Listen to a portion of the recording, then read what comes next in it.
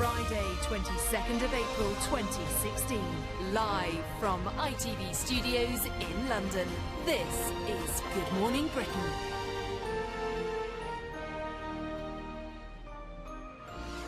Well, our top story this morning, millions of music fans are, of course, in mourning after the pop superstar Prince was found dead at his home in Minnesota at the age of just 57. A post-mortem examination into the cause of death will be carried out today.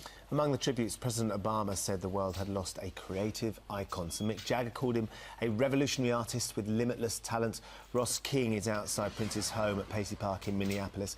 Ross, huge shock this morning as we wake up to this news. Yeah, incredible shock here for the locals because he very much was one of them. He never forgot his roots. He lived here, worked here, over 30 albums made here at Paisley Park. Now, TMZ, who first reported that Prince had passed away on Thursday, they're also reporting that he was treated for a drugs overdose 6 days before his death. However, those reports completely unconfirmed at the moment. But one thing for certain, the world has lost an absolute musical genius. A revolutionary who changed the musical landscape.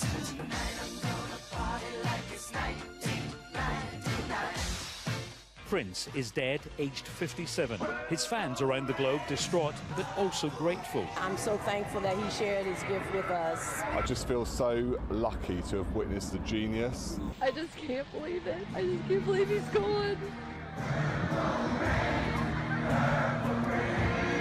The man who set him on the path to fame likened him to Beethoven. He was one of the most gifted musical geniuses that we've ever seen come along, and it's a very tragic day.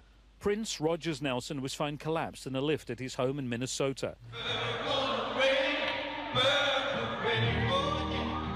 Prince performed his final concert in Atlanta last week, but there were signs that all was not well.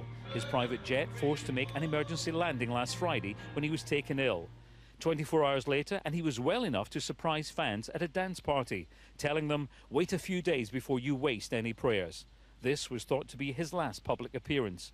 In recent days, the star is also thought to have made several trips to a chemist. He was also known to have epilepsy. In a statement, President Obama said, "Nobody's spirit was stronger, bolder, or more creative." While Sir Mick Jagger tweeted, "His talent was limitless." Sir Paul McCartney tweeted, "God bless this creative giant." An Oscar, 7 Grammy Awards, more than 100 million record sales, a master of multiple instruments and an acclaimed live performer. Prince could and did do it all. Ross King, Good Morning Britain, Minnesota. Well, those wanting to gather together to mourn are still doing so outside his home, as we saw with Ross. And these are live pictures still from Minneapolis, where Prince fans have been enjoying a free all-night party at the First Avenue Club. Now, that, of course, was the club made famous in the 1984 film and album, of course, Purple Rain. They've been partying there all night. It's, I think, just gone 3 now, isn't it? Somewhere around that, yeah. 2 or 3 And the numbers are spilling out onto the streets outside the club as well. They've been having a block party outside too. We tuned in a little bit earlier to one of the songs. And apparently it was Erotic City, Kate, that we couldn't identify. And it's probably best that we didn't hear the lyrics at that stage. But they're certainly enjoying themselves there, reminiscing and thinking about the great man.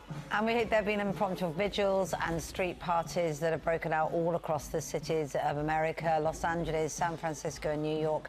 And yeah, just after 2 it is, just after 2 in the morning. A little bit later on as well, we're going to be speaking to Prince's ex-manager, Kerry Gordy, who knew him clearly very, very well, and getting his thoughts on the extraordinary career. Yeah, he worked with him, didn't he, for such a long time.